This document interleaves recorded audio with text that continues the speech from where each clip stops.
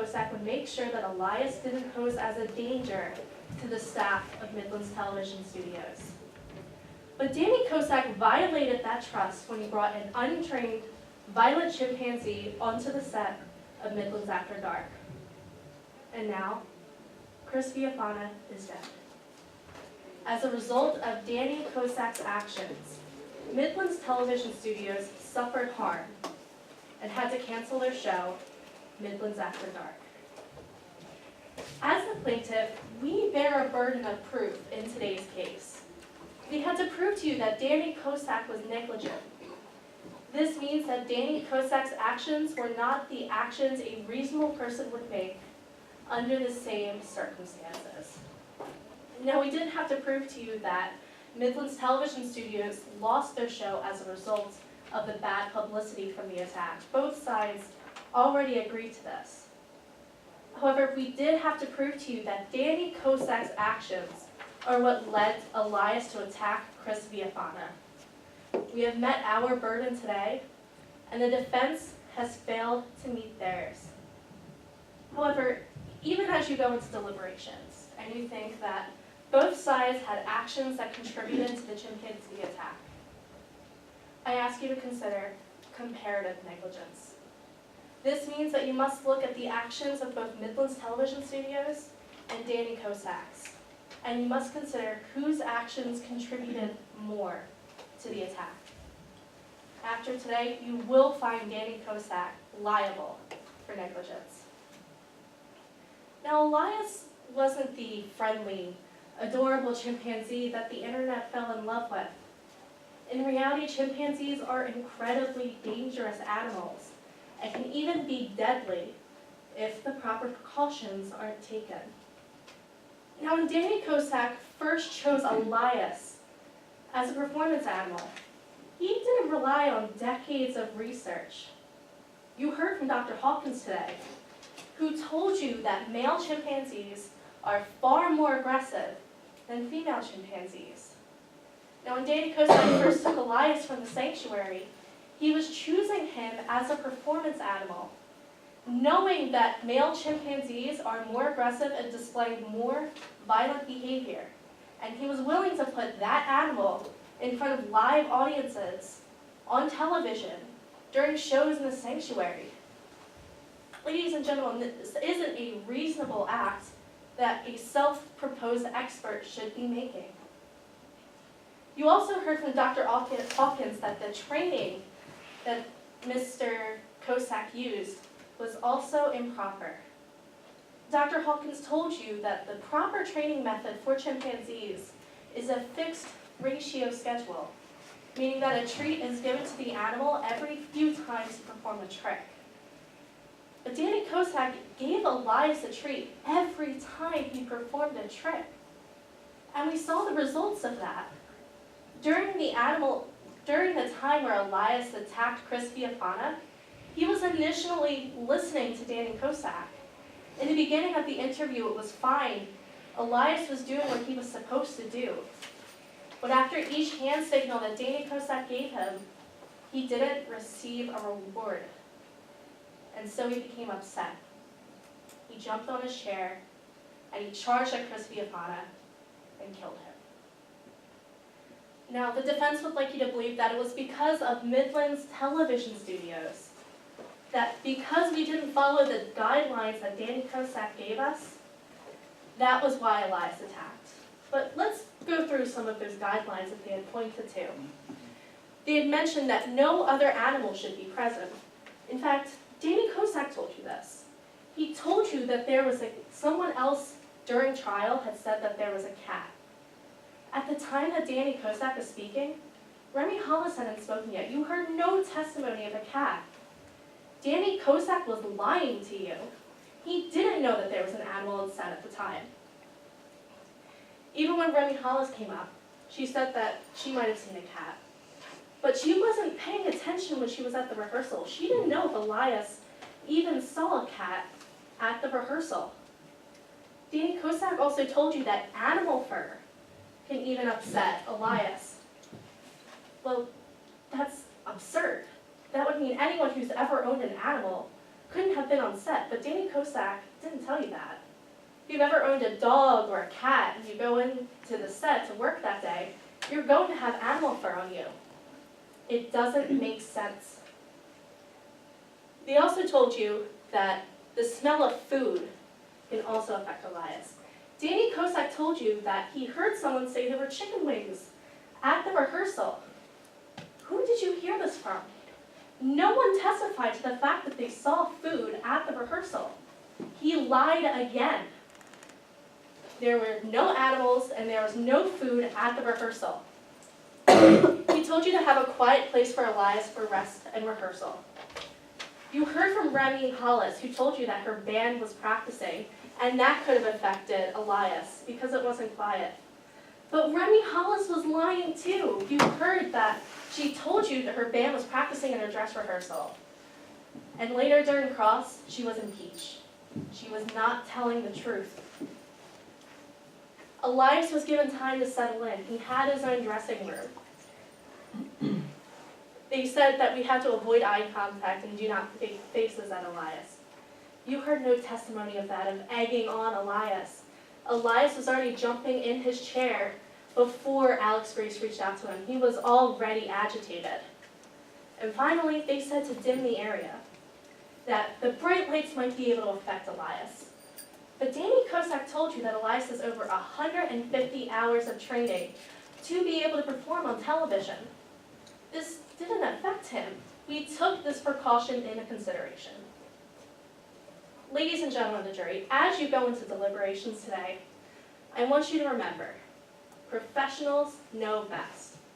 When Danny Kosak was working at Midlands Television Studios, he was not acting professionally. Thank you. Find Danny Kosak liable. Counsel?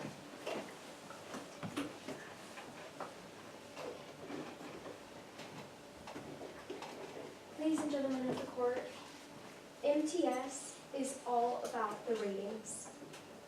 Earlier, my co-counsel, Melanie Tiller, stood up and told you about a knife thrower, throwing knives at his assistant.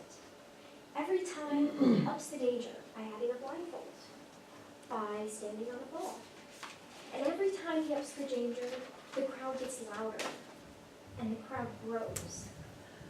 MTS ups the danger by not following the safety guidelines in order to get those gold ratings that they were so determined on getting. Today, you have heard from the plaintiff about a violation of trust. But it was actually my client whose trust was violated. He trusted MTS to follow his professional guidelines. He trusted that they would know that the professional knew best and listen to him. They didn't. Their three witnesses, Alex Grace, Hunter Cooper, and Hawkins, all support that these guidelines were violated, that my client's trust was violated. Alex Grace stood up and talked about the negligence she claimed to in her letter to Harper Wilfana. She said in that letter and stated onto the record in court today that she should have been more careful, that she should have listened to the professional, that it was all her fault. Then you heard from Hunter Cooper. Hunter Cooper, who is able to get on set despite the security measures that should have been in place to prevent a legally restricted person from being on set. But he somehow made it on. And he witnessed the entire event unfold, even though he wasn't supposed to be there. That was violated. The safety of the set at large was violated. Dr. Hawkins stood up, and she testified to the best training practices. However, when asked about the training practices Danny used, the time Danny spent training, she couldn't give you an answer. She did not have enough knowledge about Danny's specific training. She knew a lack of background in training. In fact, she even stated all of the best training methods and confirmed that they were the best. but she couldn't tell you about Danny's training methods. Next, we stepped forward and offered you these guidelines. Remember earlier when we talked about a preponderance of evidence? And the scales of justice only have to tip to 51% to weigh in our favor. MTS violated 53% of the guidelines. They violated over 51%. Even if you were just going off of this piece of evidence, that would be enough to rule in our favor. But it's not the only thing. We have brought you 3 witnesses today. We brought you Danny Kozak, Remy Hollis, and Ashley Thornhill. Danny Kozak spoke about the importance of these professional guidelines, about the importance of the other side following his professional opinion. He then spoke to you about all the guidelines that were violated by MTS. They reached out to Elias. They egged him on. They didn't set up a quiet place. And Danny stated that Alex Reese reached out to Elias. And that was when Elias got scared. Elias didn't throw a tantrum because he didn't get enough treats. No, he was scared. He was scared because Alex Grace was making faces at him and reaching out to him. And that is what induced a startle reaction. A startle reaction is not a tantrum without treats. It is fear. It is fear of Alex Grace reaching out to him.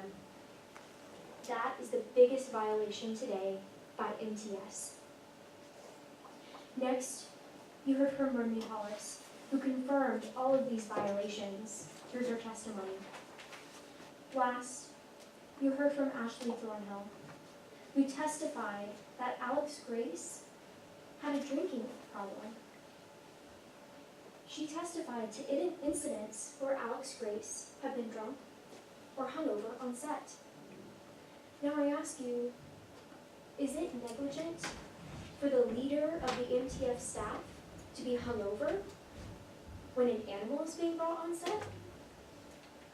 Is that okay?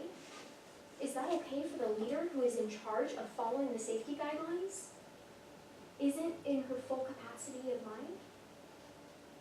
No, it's not. It's negligent. MTS violated my client's trust. They violated the safety guidelines that my professional client set forward. And it was all for those gold ratings that they so desperately wanted. Thank you. You. Rebuttal. Yes. How much time do I have remaining? 1 minute and 26 seconds.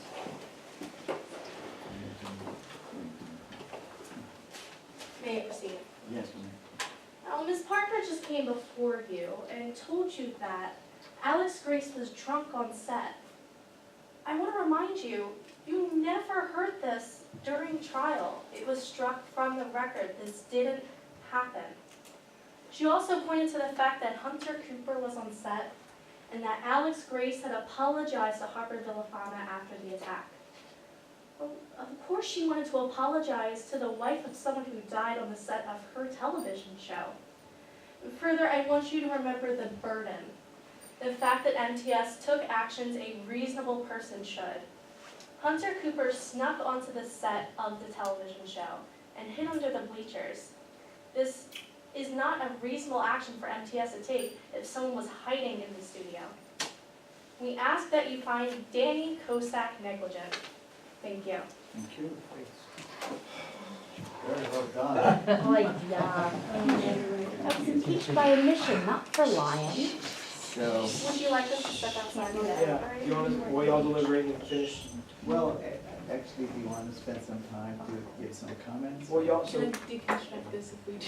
Yeah, so before y'all can give comments or talk to us about anything, y'all's ballots have to be done and Yeah. sent to the tablet. Yeah. okay, yeah, so let's adjourn Yeah. and meet back here like in 10 minutes, how's that? Thank you very much. And walk your buddy.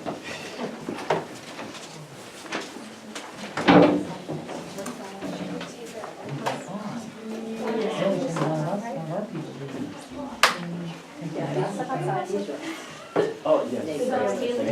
You and the other timekeeper have to take those to the tab room. Do you know where that is? We walked It's by it, upstairs. right? Okay. Yeah, so find their timekeeper. Oh, I'm sorry. You should. You grab the two from their timekeeper. The other. Yes. Get the other team's timekeeper. I think Kaylee's doing it. Okay, great. You guys can sit outside. We got caught out there walking that side, and then the other group started going in their room, well, then we came around the corner and the door shut. She's great. You did see her do Dr. Hawkins. She's really good. Oh, we did, the very first one she did. Yeah, She's been the best doctor. she's got better on it. On any- Yeah. The scout did a report of hers and picked up 2 points that were correct. Yeah. It's starting to rain a little bit out there. Yeah. I saw somebody walking by with an I umbrella. have too, several of them. Did you see that bird at the beginning? Yes. Little thing, it was almost like a cartoon. I know. Was trying to come in? It was trying to get into the window, they would sit there and they would try again and go to each different pane. I'm gonna step out while he's doing that. She's so steady. She's not on silent unless she's, Mhm. of course, she's not holding anything else. I have to give you guys kudos, because we've been watching these now for like a couple of weeks, and the other ones have been like young kids and stuff like that, so you're the first real judge we've been able Yeah. to Time see, you, be a first time the judge. witnesses have I ever been actually, sworn in. yeah, I actually do a lot of trials. I'm an actual trial lawyer. Yeah, I've actually lost count of how many Yeah. jury trials I've done. And Where It's a do you little bit- practice? in New Hampshire, Massachusetts, and in Maine, I'm everywhere. okay. And so there's actually some constraints that they have, because, they're not really working with a full set of rules. Sure. Right, like you right. do Yeah. in court. But, in a real trial, there'd be like a number of other little Right. twists and turns. And also, some of the rulings that I've made are designed to keep it going, Right, not right. to end it. Yes. In a real trial, may say, okay, you're done, sit down. And then the exercise is lost. Right. Yeah. So how long have you been a judge? Oh, Doing these mock trials? actually, this is the first time that I've been here, but I have been, probably for the last 5 years, I've been doing the mock competition at the law school that I attended to in Boston. Oh, okay, good. But those are different because they're appellate arguments, Okay. and they're all second-year law students. Yeah, right, yeah. And so with an appellate argument, the judges are asking the questions. Mm. And the lawyers need to tell us why they think they're right. So we really hit them hard with law that they. And they don't get to know. talk too quick, they don't have to say too much if you don't want them to, right? Just Yeah. the blue one, just the one that has the Oh, squares just the have to blue go one. up. Okay, just. I get better than Okay, Thank sorry. you. Yeah, I still You're got the others here. Isn't that called, when it's at. It's okay that I gave you everything, right? Not just blue? That's fine, I just wanna make sure. When it's at the appellate level, isn't that moot court rather than mock trial? Yeah. Yes, that's good court, correct? Zach and I. Argue about that. Well, he's not supposed Now, to what, know. what do you do? Are you an attorney here in this area, or, yeah, okay. So you got a little kick out of our Valley girl, huh? Yeah. I got a kick out about all of them. Yeah. Oh, I teach here part-time, Oh, and I'm always impressed.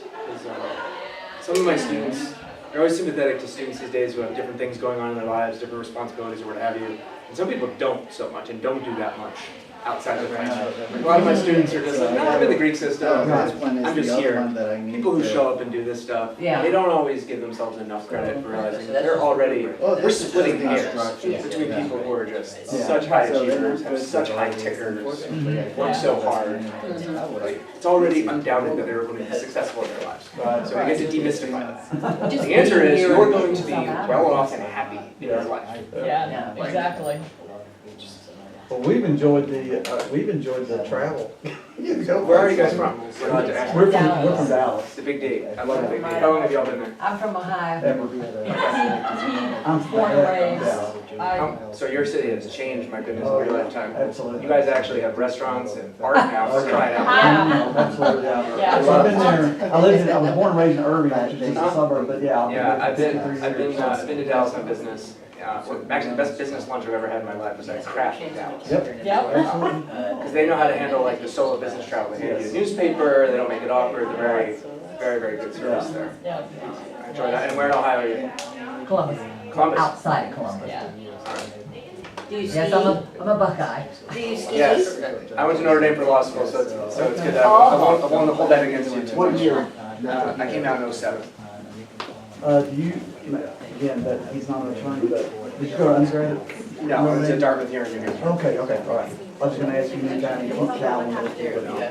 I do know some people in Greater Columbus because a lot of people in the Kasich world have become very well known here in New Hampshire. Do you know David Finn? Not yet. No?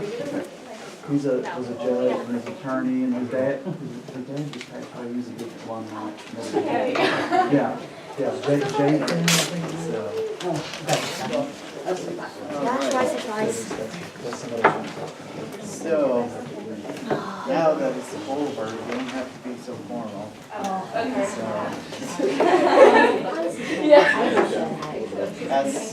So I guess this is the comment part of it, and so I made a lot of notes as we went, and of course, as I look at them, now I forget what my point was with the notes that I made, but I'm sure we both have a lot that we'd like to tell you, and I'd like to encourage you also to ask questions about things that you say, hey, was this effective, or, you know, things that, because you know the case better and we can hear, so, you know, we're happy to give you whatever feedback you like, so, did you want to start? Sure. I'm a lot less opinionated now than when I was 14 years old, and I thought that I knew everything. Now I know what I don't know, sort of a thing, but I'm sort of, pendulum is swinging back to having certain subconscious kinds of opinions. So I have some pretty strong opinions about what y'all should be when you grow up. Because one of the things that we know is we are all playing characters when we're in the law, when we're in our professional lives.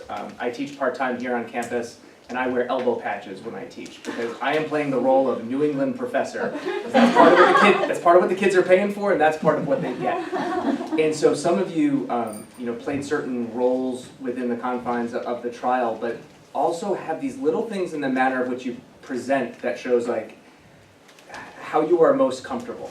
So you, ma'am, should be a prosecutor, for example. You should run for office as county prosecutor. So I know we're in a civil case right now, but that's what you should be when you grow up. And I kind of, for others of you, I just kind of have a sense of like, I'm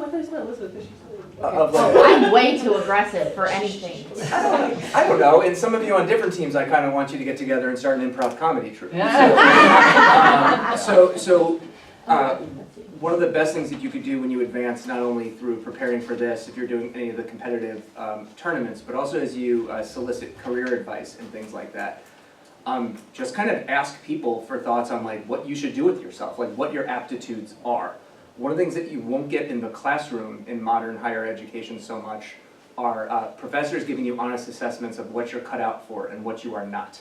There's so much national grade inflation that you're all millennial geniuses, right? It's like you all probably have ridiculously high GPAs because most adjunct instructors want to keep their jobs and want to be well liked.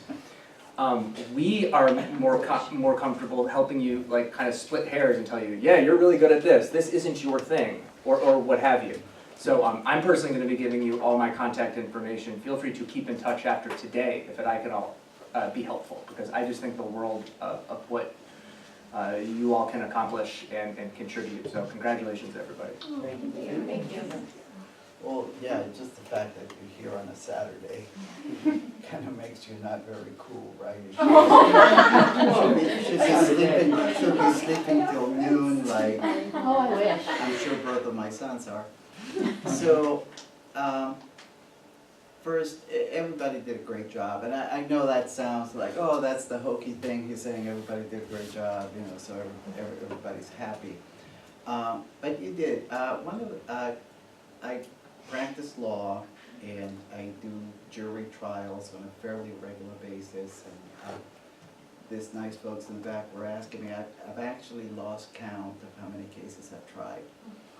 So, as you go along, you kind of learn what things to worry about and what not to worry about.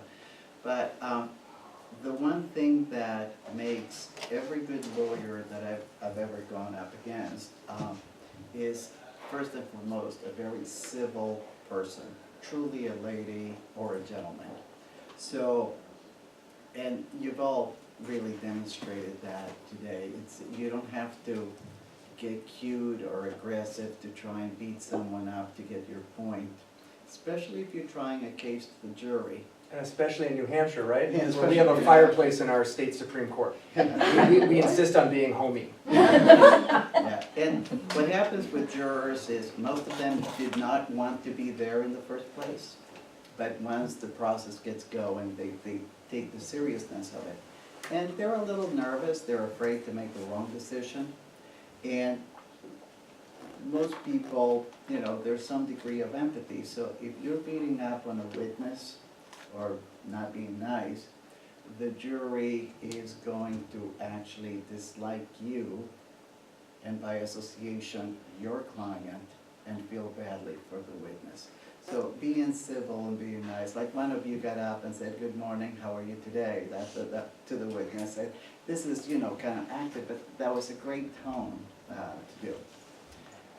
You did a great job, especially on cross-examination, both sides, that you hang in there to get the answer you wanted.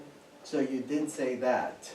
And I know the makeup artist from California just couldn't give a straight answer, which was great for the character she was doing.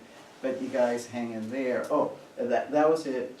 You did a good job. When you have a witness that's difficult to pin down, you did something that often takes years of experience for lawyers to know how to do, which is get the judge to do the job for you. She wasn't answering, so you said, "Your Honor," so now I direct her to answer. The jury will say, okay, now she's the jerk, because the judge told her to answer the question and she's not answering, or you do get the answer you wanted. So that was good, you know, I assume that was instincts. That was really good. Constructively, I'll tell you, some of you, like, you guys wanted to prove that Alexis is a drunk.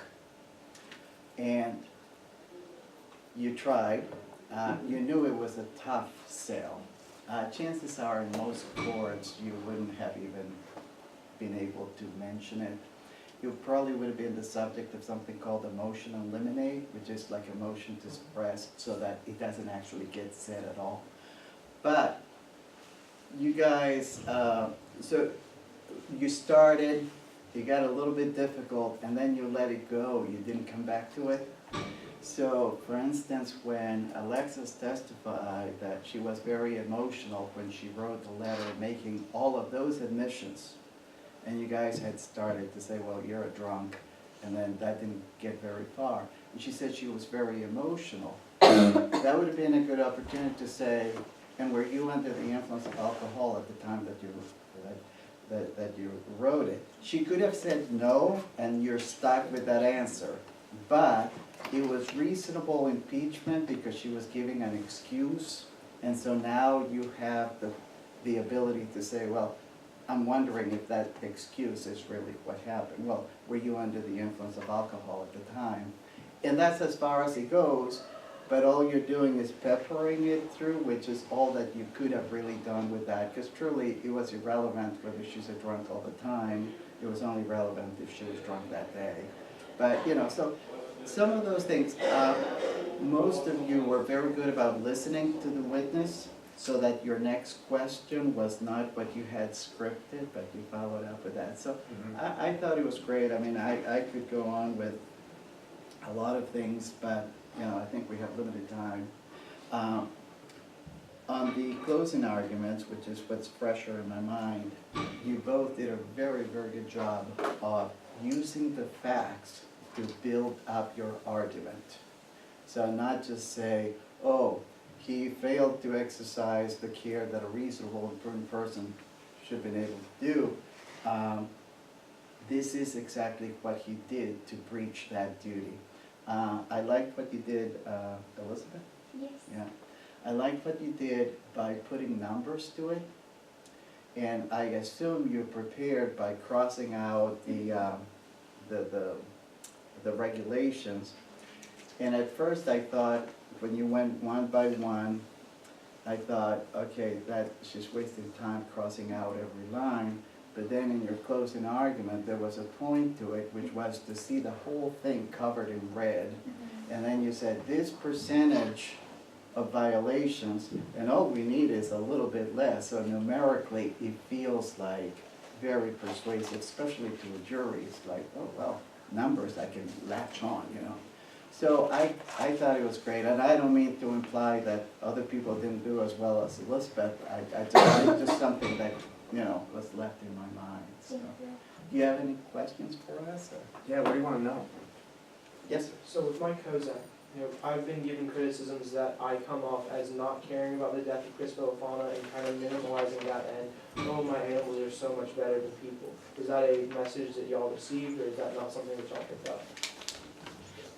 It wasn't something I picked up. You seem very committed to animals. Yeah. And so I just took you as one of those guys that I'm unfamiliar with, who animals is his whole life. You surprised me on cross. I thought you were going to be really combative on cross, but because you started off with a certain edge. You're sitting that much too close on the edge of your seat and everything. Then you settled into it and you were good. And then on cross, I didn't know if the bull in the china shop was going to come back. But you were really cool. Yeah. Really, really cool on cross. Yeah. You just made me think of something that both of you did, which was very good, which was to have an emotional appeal. And this is tough to pull off. If you try to be emotional about things and it doesn't go well, the jury thinks you're faking to just shamelessly try to influence them. So in the opening argument, you said it's all about ratings. And in your conversation, you used the word ratings 3 or 4 times and really drove that point. You hammered it, but just enough so that it wasn't like, okay, we get the point. No, it was good. It was there. Then on direct examinations and cross, you guys made that point as well. And then there was this mention about them being greedy. It was all about ratings. They were desperate to stay in business. And so there is some emotion that comes to that makes the jury think, oh yeah, I'm sure they loved that the damn monkey went haywire because that was good. It's just that it backfired on them, and for that they should be responsible. You guys did the same thing. Hey, if Danny's so darn smart, you know, why didn't he complain about the lights? Why didn't he complain about the chicken wings on the or whatever? So it was very good to put that sort of, you should hate them because they were so bad kind of benefit. But it was just the right amount without overdoing it. So yeah, you both should be very